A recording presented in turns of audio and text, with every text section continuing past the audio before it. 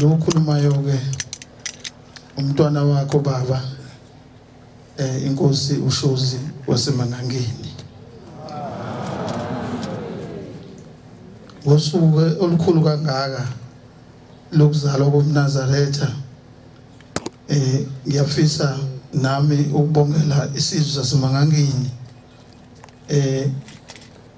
ngokunyathela komqalo wendlela khona Bombela isitimela samaMpondo esanyathela sizoshadisa umkhokheli uAgage ezomshadisa phakathi kwesizwe saseMangangeni. Sasingakazalwa ngaleso sikhathi kodwa sawuzwa lo mlando ngabadala. Wafika ke ngaleso sikhathi bengekho abantu bamaNazaretha eMangangeni. Wasemshadisa ke wasemgcoba wathi uzoba umkhokheli. Kwase kwakhiwa ithempele ngaleso sikhathi.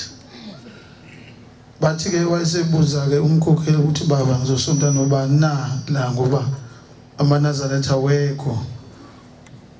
Wayesethi uNkulunkulu zonke lezi zinto zaseMangangeni zizogcwala amanje amhlophe. AmaNazaretha azokwanda uzobathola abantu ozosonta nabo inkosi ibusisi. Yabe seyaflathela ke indlamhlathi kaMayekisa. Amathempele maningi kakhulu njengamanje eMangangeni njengokusho kwakhe umqambo walendlela. Emva kwalokho ke izokhuluma ngokungena kwami kulomsebenzi Nkosi yamakhosi. Amakhosi aseMangangeni ayingapheli. Ngiyakhumbula ubaba ongizalayo ukuthi uphathe isikhathi esincane esingangeminyaka ewu12 eneminyaka ewu38 waseyadlula emhlabeni. Ngaleso sikhathi ngangineminyaka ewu11 kuphela.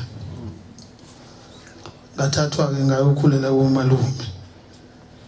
Ubaba omkhulu futhi akakhulanga ngoba udlule emhlabeni eneminyaka ewu50 ebuse iminyaka ewu18. Kuthe mase ngibekwa ke kulomsebenzi nami ngimncane ngino21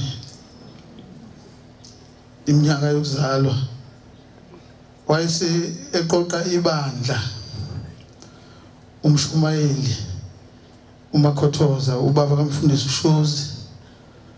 Wafika nale ekhaya ehamba nomkhokheli uMagedli dadewabo oweganele kaShozi.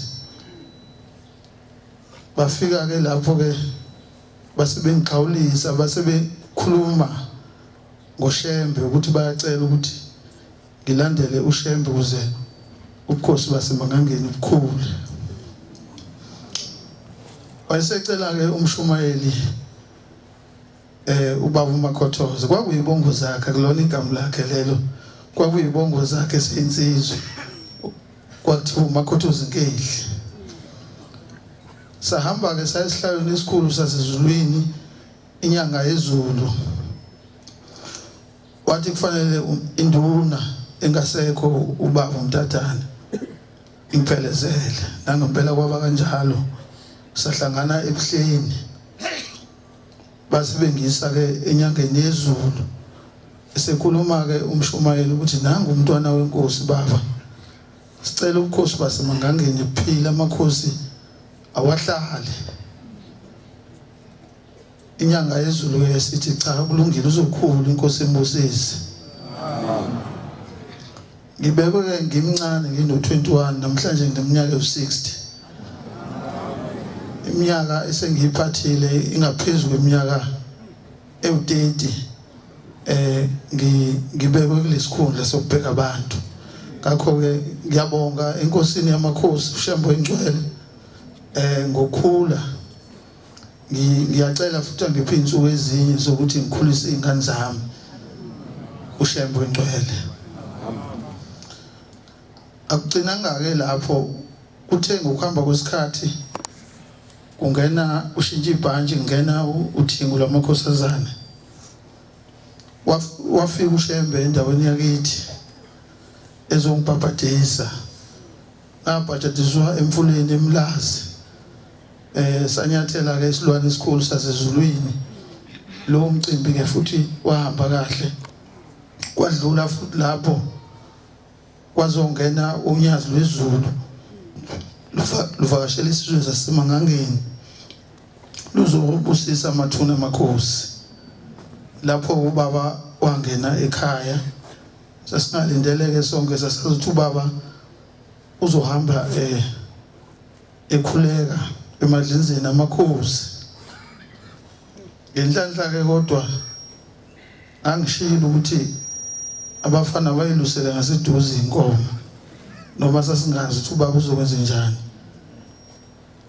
isilwane ke sokuhlangabeza ubaba kulomsebenzi ngasikhiphela lapha etempeleni lasesikumbuzweni kanti ubaba uzothi maseqeda ukuyobhabhathisa umkhulu wami inkosi Manzolwandle ngaleso sikhathi sesiyadlulela ethuneni likababa watshela umfundisi uShozi ukuthi amtshela inkosi ukuthi ufuna ukubona umuzi wayo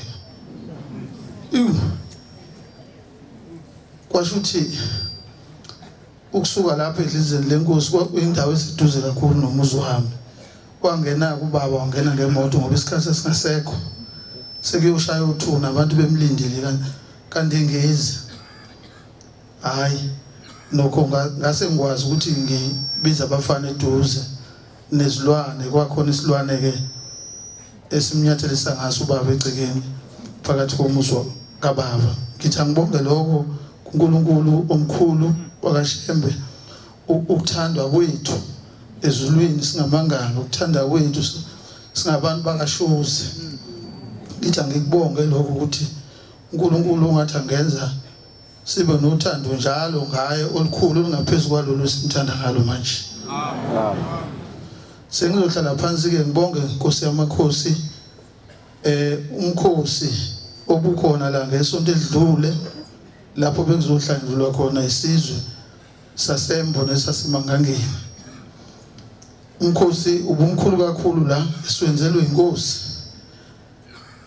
yamaNazaretha unyazi lwezulu amabutho agezwa la ubaba wabusisa amanzi ayingcwele wathumela abashumayeli bakhe bonke abantu bagezwa abantu emva komcimbi bagezwa abantu sibona sengathi umcimbi wahamba kahle kakhulu ngoba uphethwe umnikazi wezinto zonke